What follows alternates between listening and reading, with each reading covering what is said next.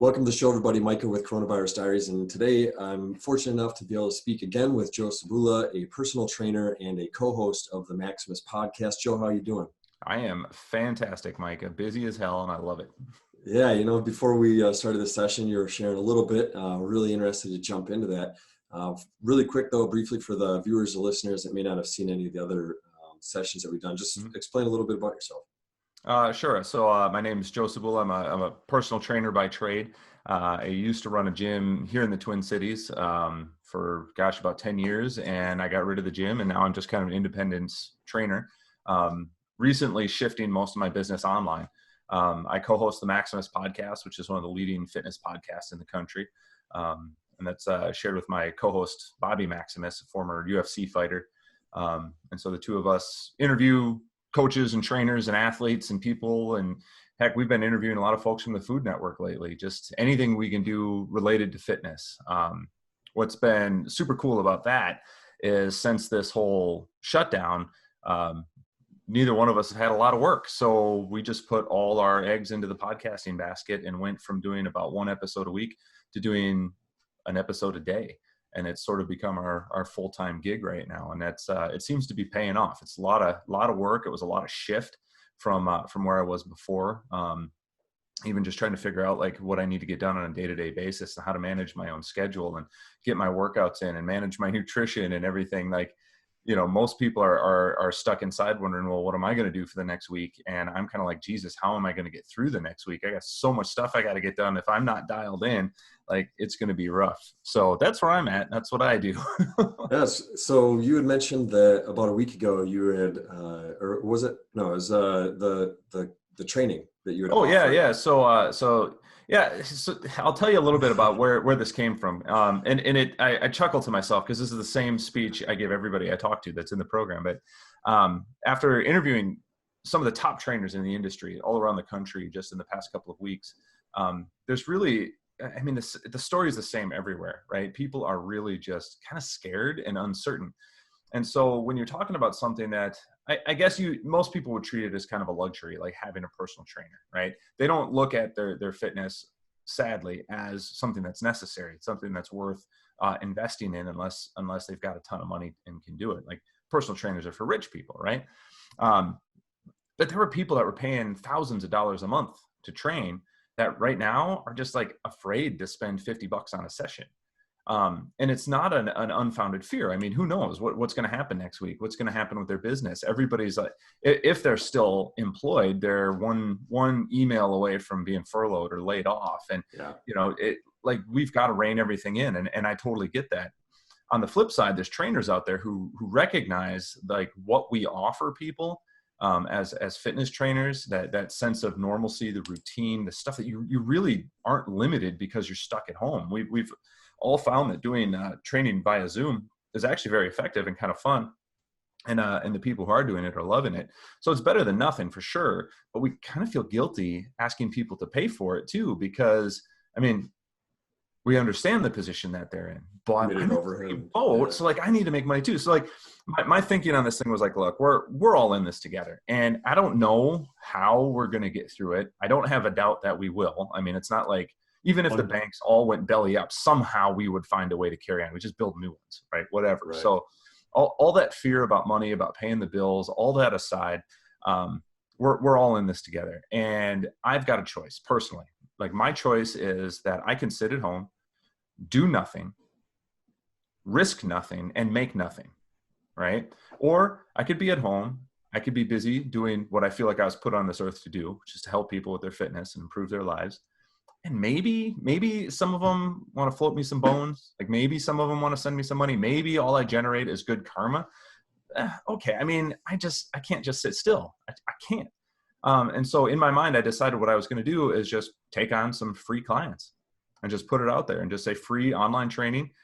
Just had to fill out a form on my website. So I put a post up on my Instagram, big banner, free online training. A little disclaimer underneath, you got to click the link in my bio, go to my website. And like within an hour, I had more inquiries than I had ever expected. So I had to shut it down. Real quick, out of curiosity, these 20 folks, you don't have to go into too much detail, but kind of the demographic. where do you see in the spectrum of the people that reached out to you? Are I'll tell you, they? I got a little bit of everything. So my Instagram following is predominantly male. I'm going to say it's probably like 85% male, mostly in the like 24 to 44 range. If you look at my statistics, right? Mhm. That flows with about what I got in that small sample of 20, right? So Okay. I did, there are some females, there are mostly males, right? There are some younger guys that are, early 20s, and there's some guys in their 50s. And so it does kind of run that demographic and in a pretty wide way. I wasn't looking for a particular range. I was just kind of taking all comers, and they Sure. were the first ones who got in. So it's, Wow. it is interesting that it does fit that sample very well. Outstanding. So Yeah. what's next for you? It sounds like one, you're kind of talking a little bit about how now you have to. It's really important for you to be able to communicate individually with these people, find out Mhm. what their needs are, where they're at. So you got 20, basically 20 new Yeah, case so loads. so you do, yeah, you do.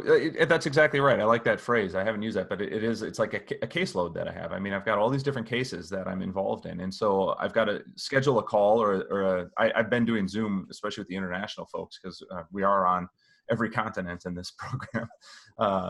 Uh, but sitting down and getting to know the person, getting to understand what their circumstances are, kind of what their goals are, what their past is.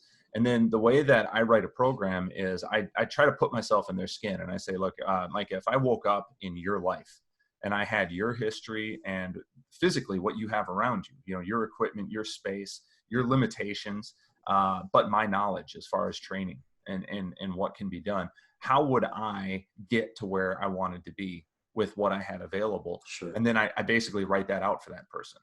And I'll write Awesome. out usually about 4 weeks of a program. I'll have a much longer program in my mind, but I'll physically write out about 4 weeks of it. And then it's the technical work of uploading it to the website so that they can download it on the app. And then once they have all of that, it's the constant communication. And this is what I do that's different than a lot of other coaches. I'm not just selling you a program. So I could email you a PDF and be done. I've done that in the past. I don't like the way that works. I don't like that interaction, because person A would never know if I sent the same program to person B or to person C or to person D, right? I want Sure. everything to be unique to the individual. So for me, it's more important that, okay, here's your program. And then when you finish your first workout, you're going to send me a text message and tell me how it went. When you're feel like snacking at night, I'm like your sponsor. I'm like your AA sponsor. I want you to Sure. call me and we'll talk through, like, why are you having that feeling, and can we adjust your nutrition to be better for where you're at and things. When your situation changes, oh, my basement flooded, I can't get to the Yeah. gym. Okay, let's see what we can do today, right? And You let's work mentioned through the stress. you mentioned nutrition. Do you work as well? So you have a physical fitness type of regiment or program Mhm. that you develop. Do you work with them to develop a nutritional program as well that coincides with? I do, and I will say I'm not like a registered dietitian, and I understand like the limits of my abilities on that end, but Sure. I have friends who are registered dietitians. And so if it comes down to it, and I'm like, you know what, you need more handholding than what I'm comfortable providing, I will make a referral out, right? Or I will Keep it in point network. someone in those resources. And then, yeah, and then now you're working with like a nutritionist, and they understand where I'm coming from, because then I can communicate with them as well. And we've sort of got this team developed around making sure that you're in the optimal position. For most people, it's just turning the dials a little bit. You just Mhm. need to eat a little bit less, and we need to use some strategies to help adjust your behavior behind that. I'm not trying to tell people like, what vitamins they need to focus on, or even honestly what supplements to take. I'll make suggestions, and I'll say, here's something you can try and see if that works for you. And if it's working, then that's it. That's all we need to do. And if it isn't working, well, then again, maybe we need to go a little bit deeper. And it goes deep enough with nutrition. Most people don't realize this, but I mean, you can go out and get blood draws and have your Mhm. hormone levels checked, and then have your nutrition profile based completely off of your hormonal profile. So like it gets really, really like in the Wow. weeds on that stuff. I'm not going to go down that path. Not that's not what I'm good at. Like, we'll let the people who are good at that stuff handle that stuff. But I do keep in mind like that is available. So depending on what the person needs, I mean, sometimes it's like, look, man, there's only so much I can do for you. Let's get you in touch with somebody who can do more. Outstanding. Yeah, it's Yeah. all about developing the network and then finding the people that fit best for the people within that network. Yeah, and I've found talking with these all these really high level trainers. I mean, authors and guys who got video series and do live training all the time. I mean, the network that you develop in this industry, it's not, how do I want to word this? It's like, if you're willing to understand your own limitations and you're curious, you'll start asking questions. And when you start asking people questions about something they're passionate about, they want to share their information. And so you develop this network of people who are all really passionate about their role within this bigger industry. And you start learning just little bits of stuff. Like, I know a little bit about nutrition. I know a little bit about strength training, a little bit about endurance training, a little bit about, sports specific training. But you start understanding the people who know more than you. Yeah. And if you don't have your ego in check to say, like, well, I can't be the it for everyone. There's always going to be a situation where I'm going to need outside help. But if you ask somebody and they're super passionate about it, they are 100% willing to help you. Yeah. Right. If you try to go into a situation like you think you know everything, it shuts everybody off and nobody wants anything to do with you. So it's actually really humbling when I started doing these podcasts and getting to connect with these really high level trainers and recognizing, like, I mean, how blessed I am to have access to these people. Yeah. Because a lot of trainers I know couldn't just pick up the phone and call some of the people that I could pick up the phone and call. I couldn't go visit some of the people I visit just because there's no connection there. And all I had to do was just ask them and say, tell me about yourself. Tell me about your history. I want to learn everything from you. And then they feel good and they want to share all that information. And I'm okay with that. There's a great TED Talk called The Art of Asking. And it's literally just that, is talking about how many doors can open just by asking, being open to ask somebody, or, being humble. That's interesting, because I feel like there's this great fear to ask. Like, I'm a big fan of The Rock, right? Dwayne Johnson. And if he came to town here and he was walking through town, like, how many people would stand back afraid to ask for an autograph or afraid to ask for a picture? And it's like, I have never seen that man get angry with a fan. He is like, he is good. I mean, he's an ex-professional wrestler, an ex-professional football player. Like, he is good with the crowd. He understands it. And I feel he feeds off of it. So, I mean, I'd be there with, like, giddy and happy and, hey, hi, Mr. Rock, can I take your picture, please? Right. And I'm sure he'd be like, that's fine. What's the worst case scenario? Man, I'm tired. Leave me alone. Yeah. Okay, Mr. Rock, I'll leave you alone. That'll be great. Maybe a body slam. The Rock, talk to me. What do I care whether you said yes or no? Right. Yes.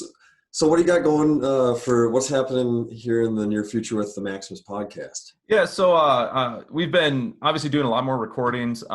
We've had some opportunities to partner with some new businesses, and so nice.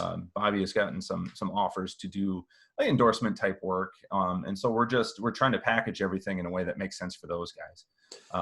Getting different discount codes on different products, and that is kind of common. And we started off, we're just two gym rats running a podcast together. And I've got you enjoy. Yeah, and I've got some technical knowledge because I used to work in TV and in the recording industry a little bit. So, like, I understand how to do this stuff and how to publish it. And that's been kind of my role. And we're figuring out a lot of, like, the business side of it as we go along. Like, how do you actually monetize off a podcast? If you're giving away all this free content, like, where are the opportunities in what's typical in the industry? And so we're finding out a lot of that stuff as we go along. And again, we've got, friends who have really well established podcasts that have been, gracious and helpful and kind and showing us how to navigate all of this. So I feel like we're in a really good spot. But yeah, good things are definitely happening, and it's exciting, but it's also, like, kind of scary. Like, holy crap! Like, this is a real legit deal now. Yeah. We had met a while back. There was another project that we had worked on, and you had mentioned how you gotten a new sponsorship of sorts. But what I found to be pretty interesting is you're like, I wouldn't market any of this stuff if I didn't believe in it myself, or if I wasn't actually using it myself. So, out of curiosity, with these new sponsorships and these new deals that are coming out, like, what does that mean for somebody that has no idea what a sponsorship means? What somebody supporting your initiative?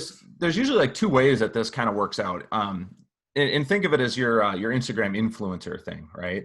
So Bobby's got a large following. I mean, he's a former UFC fighter. He's been at the Instagram pretty much full time for, like, 8 years. I don't know. So he's got over 60,000 followers. Wow. So an advertiser might look at that and say, geez, if he posts a picture wearing this hat, how many of those 60,000 people might actually want to buy that hat? Right. And so it becomes just like any other kind of advertising of, can we get a particular person to mention our product? How much does it cost us? What's the return on that investment? And so there's this whole game of just being an influencer, right? Right. When you have something like a podcast, then people may want to advertise. And there's a lot of different ways that can happen. And, one is, can we just run an ad in the middle of the podcast? Like, hey, thank you for listening to the Maximus Podcast. We'll be right back after this message from our sponsors.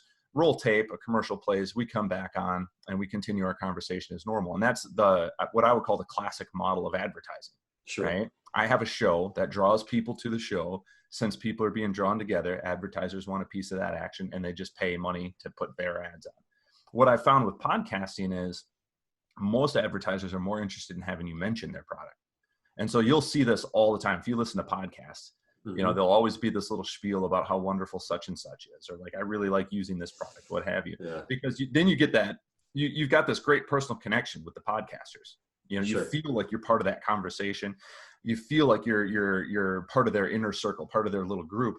And then they're saying like, oh, hey, yeah, you should wear Lalo shoes, right?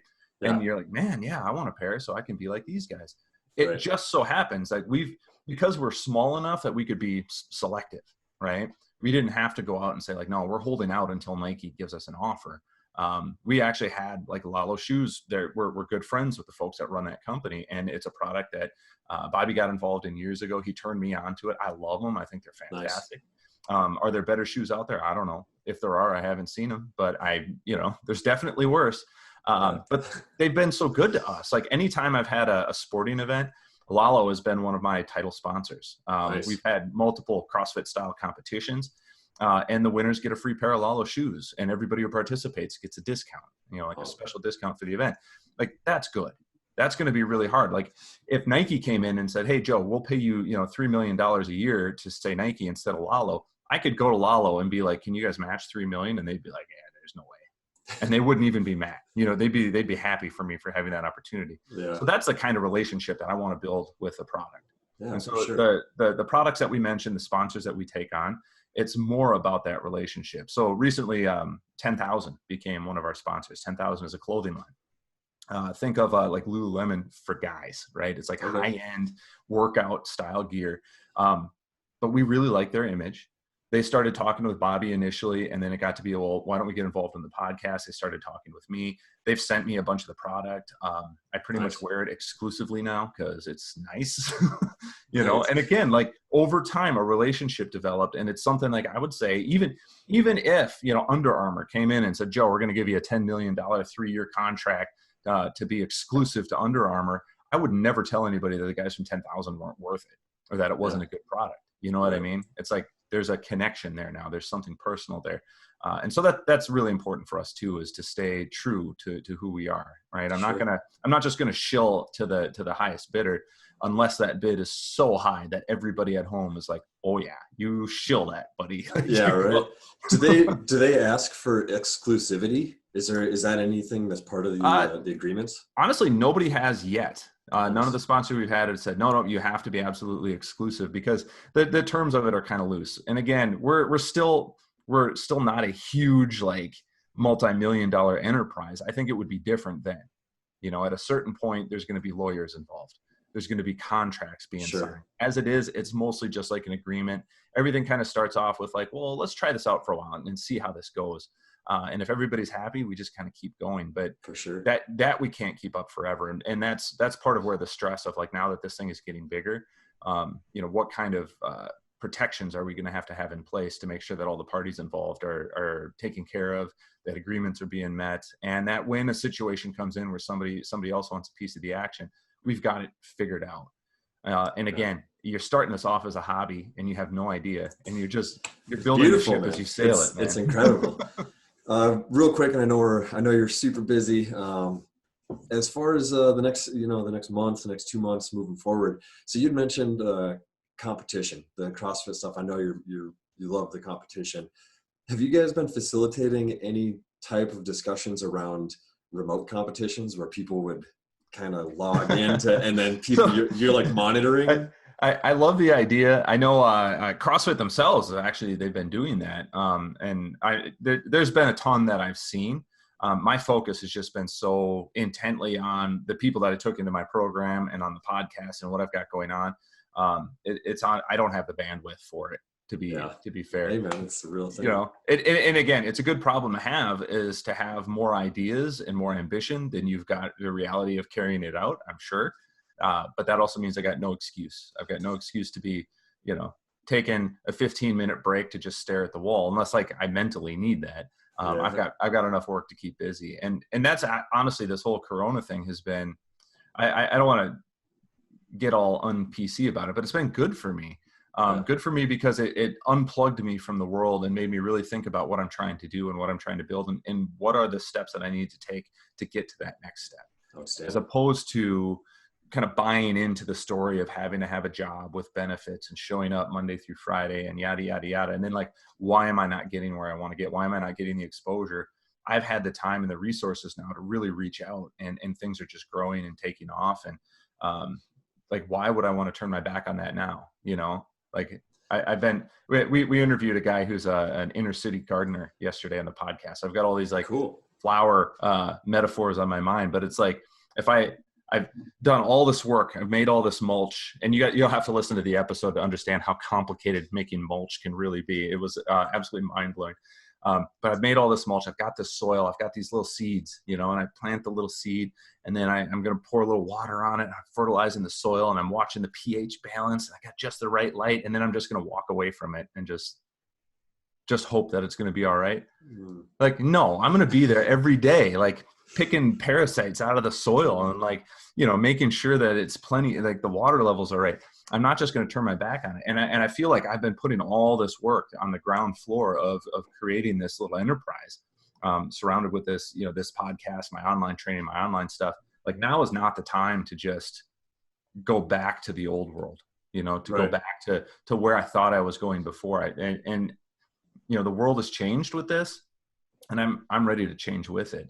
And something we were talking about a little bit before, it's like, you know, how do you manage your time, your schedule? You start forgetting what day of the week it is. You start forgetting, like, you know, what time is it? Is the sun up? Like, it gets weird because you don't have that regularity, right? Leave the house in the morning, come back in the evening. Yeah. And now I've had to create that for myself. I've had to say, well, look, I've got phone calls I got to make at a certain time. I've got to get this project done and that project done, and I got to get this information in. And since we're releasing podcasts daily, like, okay, I need like an hour to sit down, edit that episode, get it out, get that next one ready for on Thursday, Friday. Oh, geez, what episode number is it? Like, I've got all this information that I need to sort out. And so I have forced myself to say, well, okay, I get up at 7 o'clock in the morning, and from 7 to 8, I'm doing my morning cardio, because that's what I like to do. Watch my Netflix, pedal my bike, go for a run, whatever it's going to be. When I get back, I've got 45 minutes to sit and have breakfast with the kids. And then I got to be down in my office doing X, Y, or Z. And every day is broken into these little blocks of, like, from 8 to 9, I'm doing X. From 9 to 10, I'm doing Y. From 10 to 11, I'm doing Z. And then what time do I have during the day? Can I afford to take a break, go play with the kids? Cool, I'm going to go do that. You know, my wife's got to work. So how do we balance the schedule out? So it's just like every day I have to sit down, look at my calendar, and figure out, like, okay, I've got nothing from 1 to 2 o'clock. What am I going to do in that time to help me get ahead of the next thing? Awesome. And right now, my to-do list is much longer than my calendar is wide. So it's like, just keep hammering away on what I've got, and I'll deal with the less urgent stuff when I have more time to worry about it. That's awesome. Well, for any of the viewers and the listeners, if you're looking for a podcast, you'll be able to find it in the section, in the About section below, as well as Joe's website and Instagram. Joe, again, thank you enough. It's always a pleasure being able to talk to you, and it's exciting to see kind of where you're taking everything. You know, it's been great watching you grow. So for the viewers and listeners, stick around. We'll have Joe back here in again about a week or so. And otherwise, we got a bunch of other stuff coming. Was there anything that you wanted to touch base on before we go? I just thank you, Mike. I've really enjoyed when we started getting regular with these things. It's good to see you each week. I love to chat with you. I get filled with joy every time that we chat. So thank you for that. Thank you. If there's anything I can do to help you out, man, just ask. I can see some things happening in the future here. You're an inspiration. I appreciate it, Joe. And until next time, man, keep doing what you're doing. All right. You too, man. Later.